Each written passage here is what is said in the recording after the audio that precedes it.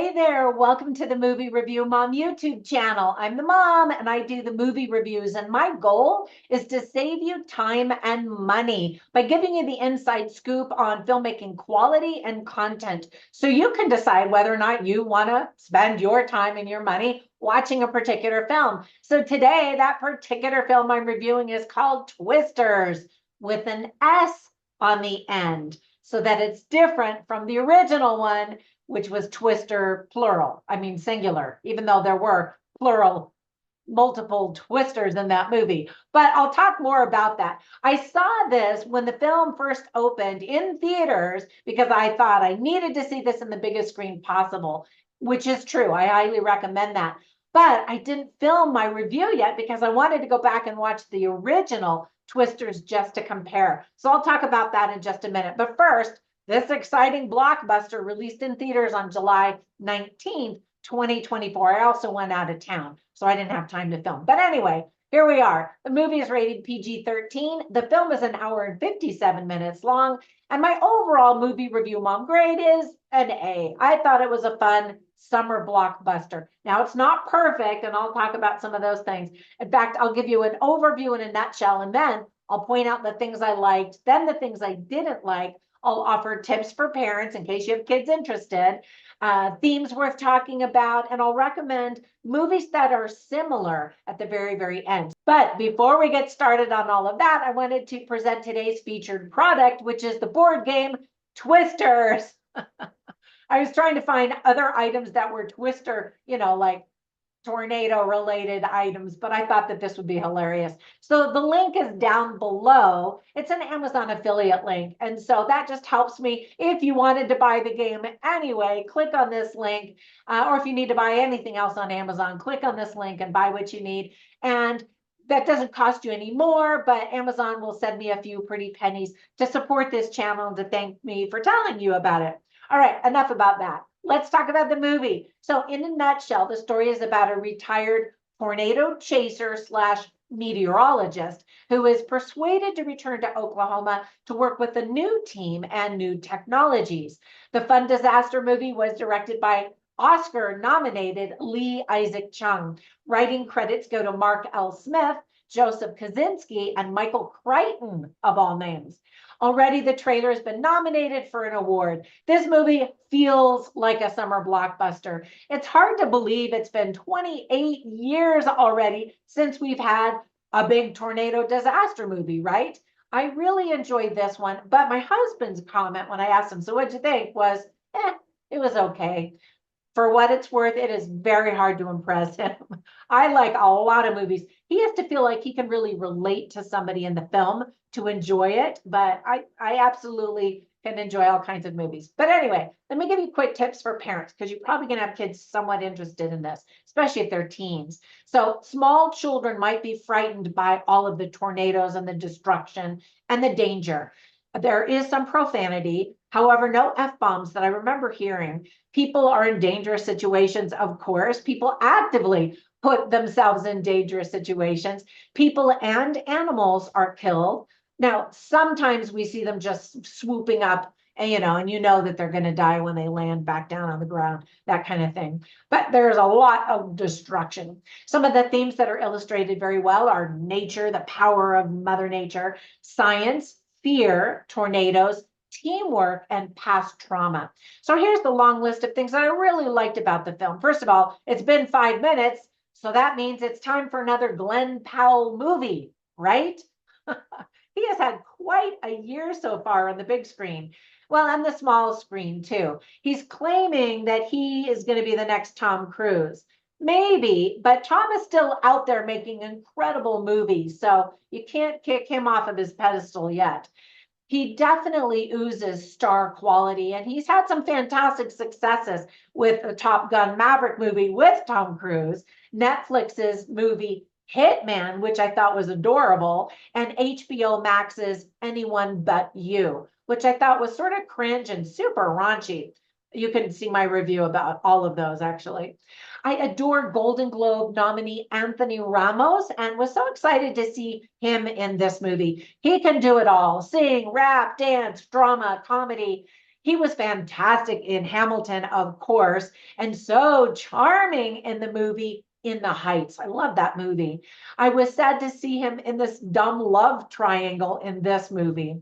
Daisy Edgar-Jones from Where the Crawdads Sing, Maura Tierney, Harry Haddon Patton, and Brandon Perea also do really great jobs in their roles. Daisy Edgar-Jones's character really is the center of this film. Of course she is, since almost every movie nowadays features a young woman as the heroine, right? Now, I'm a woman, of course, and so I should be really excited about that. But I'm also a mother of 4 sons, and it's starting to really bug me that every movie has to feature how the woman is smarter than the man. Actually, I'm getting ahead of myself. I'll talk about that in the things that I didn't like. But as expected, the sound design in this movie is very good. It would have to be for a tornado movie, right? My expectations were very high because I really loved the original Twisters movie from 1996. The good news is that this film feels like it belongs to the 90s in a good way. Now, again, I watched that original and it still holds up. And I think I still prefer that one over this one. And I'll tell you more about that when I get to the list of things I didn't like. But the set pieces are really great in this. You don't have to really know anything about the first Twister movie to enjoy this reboot thoroughly. Now, some people are saying it's a sequel. Not really. Is it a reboot? Sort of. It's just another Twister movie, but it does feature one element. I'll talk about that in a second, too. The movie has a really great, fun soundtrack. So, fun fact number one, well, it's not really fun, but about 80 people die every year from tornadoes in the United States. That's a lot of people. Fun fact number two is despite movies focusing on Kansas or Oklahoma as the site of dangerous tornadoes, Texas actually leads the United States of America in the number of tornadoes. I did not know that. Social media is illustrated in the film by showing tourists who use an app to chase tornadoes, making the movie feel updated with the new technology. Glenn Powell's character is a YouTuber who shows people how to chase tornadoes. Now, I should mention in the tips for parents, do not try this at home. Don't get your own app out and try to go chase tornadoes. This is really dangerous, deadly stuff. So onto the list of things that I didn't like. First of all, in terms of realism, some critics are saying that this film is not as good as the original. So I want to know, what do you think? Comment down below. I think one of the reasons why I really loved the original movie was that they used physical effects to add to the visual effects of tornadoes. This one relies almost entirely on 100% CGI, and you can see it and feel it, oftentimes in the performances of the people. There are tons of cliches, tornado movie cliches. Now, I don't like cocky characters, so it took me a while to warm up to Glenn Powell's character. Finally, when he got down to earth, pun intended, I started to see a better side of him, and so I liked him more in that one. As I mentioned, there's really no big connection to the first Twister movie in 1996. I would have loved to have seen some connection to that first one because obviously everybody's comparing this one to the last one. They could have easily made Helen Hunt and Bill Paxton the parents of Daisy Edgar-Jones's character. And by the way, rest in peace, Bill Paxton. I can't believe he's gone already. Fans of the original movie would have loved that connection. The only callback really is when they mention the scientific device, which is Dorothy, and they even show Dorothy. And somebody says, oh, where did that come from or whatever? And they're like, oh, yeah, no, don't worry about it. And they could have said something about it instead of just brushing it off. And so I was sort of bummed out about that. The two leading men in the story kind of become sidekicks to Daisy Edgar-Jones's character. As I mentioned, that really bugged me. And then one of the guys in this love triangle really never had a shot. I mean, the first time we see him, he is a side character to Daisy Edgar-Jones, who already is in a romantic relationship with another guy. So I'm like, you had your shot way back then. It's still not happening, dude. Calm down. And I felt bad because I really do love him. Anyway, I always write down funny lines and interesting lines simply so I can share the dialogue and the script writing quality with you, you can see all of the lines I wrote down on my written review at moviereviewmom.com, but I'll share some of them with you right now. So instead of funny lines, I wrote down lame lines. And one is the big mantra of the whole movie, which is, if you feel it, chase it. I'm like, what is that supposed to mean? If I feel like murdering somebody, I should go do that. Like, is that what we're teaching our kids? I don't know. I just thought it was really dumb. They were trying to come up with a catchphrase, obviously, and maybe it's meant to be dumb because he's this YouTuber. I don't know, but I was just like, you could have come up with something better than that. But there were some interesting lines that I wrote down. This first one is Glenn Powell playing Tyler, this cowboy YouTuber who chases tornadoes like rodeos. But anyway, and so he says to somebody, it's okay to be scared. Fear is the reason you do it. You don't face your fears, you write them. And so that's part of where that comes from.